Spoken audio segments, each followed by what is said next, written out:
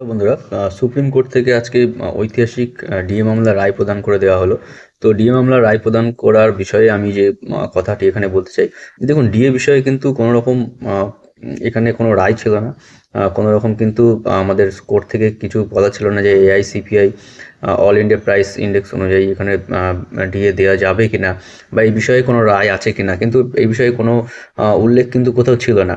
তো আজকে একটা রায় হয়ে গেল, অর্থাৎ আইন হয়ে গেল যে ডিএটা কীভাবে দেওয়া যাবে, এআইসিপিআই অনুযায়ী দেওয়া যাবে কিনা। তো প্রথম কথা এখানে যে সারা ভারতবর্ষের বুকে একটা ইতিহাস সৃষ্টি হলো যে কর্মচারীদের 25% কিন্তু ডিএ দেওয়ার জন্য সুপ্রিম কোর্ট থেকে ঘোষণা করেছে। তো দেখুন, এটি কর্মচারীদের পক্ষে অবশ্যই একটি বিশাল বড় জয় হিসাবে দেখছেন কর্মচারীরা। এবং যে 2008 সাল থেকে 2019 সাল পর্যন্ত যে ডিএ বকেয়া ডিএ, তার 25% কিন্তু 31শে মার্চের মধ্যে দিয়ে দিতে বলল সুপ্রিম কোর্ট। এবং বাকি যে টাকাটা থাকবে সেটা কিন্তু পরবর্তীতে কিভাবে দেওয়া যাবে, কিন্তু কিভাবে দেওয়া যাবে সেটি নিয়ে কিন্তু 4টে কমিটি গঠন করে দিয়েছে। 4জন লোককে নিয়ে কমিটি গঠন করে দিয়েছে। তার মধ্যে প্রাক্তন জাজ আছে, এবং একজন কম্পট্রোলার জেনারেল যে অডিট আছে ক্যাগের, যে সেই সমতুল্য একজন থাকবেন।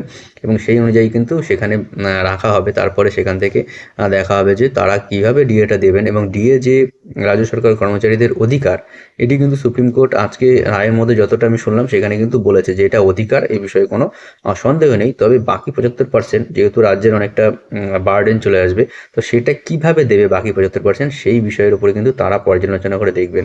তো কর্মচারীদের কিছু আমি এখানে রিপোর্ট পড়ছিলাম, তো সেখানে তারা বলছেন যে আমরা আপনার বসবো, যে জাজদের যে কমিটি থাকবে সেখানে আমাদেরকে যাতে অ্যাড করা যায়, সেই বিষয়ে তারা কিন্তু সুপ্রিম কোর্টে একটা অ্যাপিল করবেন তাদের বিষয়টি বোঝানোর জন্য।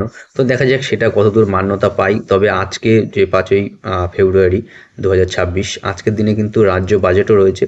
তো রাজ্য বাজেটে দেখা যাক সেখানে কতদূর কি সরকারি কর্মচারীদের সুযোগ সুবিধা বর্তমান সরকার দিতে পারে। সেখানে আশা কর্মীদের একটা বড় দাবি রয়েছে, তারা ধর্মঘটে আছেন, তাদের পক্ষে কীরকমভাবে কতটা সুবিধা দিতে পারেন। অনেক পঞ্চায়েতে অনেক অস্থায়ী কর্মীরা আছেন, তাদের কীভাবে সুবিধা দিতে পারে।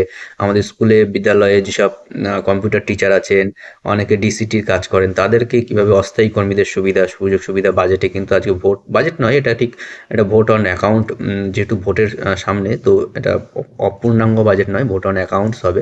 তো সেক্ষেত্রে দেখা যাক তারা কীভাবে এটা সমাধান করতে পারেন বা সুরাহা দিতে পারেন। এবং যেটা বড় ব্যাপার রয়েছে যে এই যে 25% ডিএটা 31শে মার্চের মধ্যে দিয়ে দিতে বলেছে 2026, এবং 15ই মের মধ্যে যে রিপোর্ট দিতে বলেছে, তো সেটাকে রাজ্য সরকারের তরফ থেকে কিভাবে রিয়াকশান আসে তার জন্য কিন্তু আমাদের আরেকটু অপেক্ষা করে দেখতে হবে যে রাজ্য সরকার এটাকে পজিটিভভাবে নিচ্ছে নাকি আবার এটাকে রিভিউ করার জন্য অ্যাপিল করছে, সেটাও কিন্তু এখান থেকে দেখার বিষয় আছে। তবে যতদূর মনে হয় বিশেষ কোনো আর সুপ্রিম কোর্টের পরে রিভিউয়ে বিশেষ কোনো কাজ হয় না। তো দেখা যাক সেক্ষেত্রে কর্মচারীরা জয়ী লাভ করে কিংবা রাজ্য সরকার আবার রিভিউতে যায় কিনা। যদি রাজ্য সরকার রিভিউতে যায় তাহলে কিন্তু এটা ডিএ পাওয়াটা থেকে বঞ্চিত কর্মচারীরা থাকবেন আগামী কিছুদিন। এবং ডিএটা যদি পেয়ে যায় তাহলে কর্মচারী মহল অবশ্যই খুশি হবে। দেখা রাজ্য সরকার সেদিক থেকে দুদিক থেকে ব্যালেন্স করে কতটা কী করতে পারে সেই বিষয়ে কিন্তু আমাদের অবশ্যই নজর থাকবে।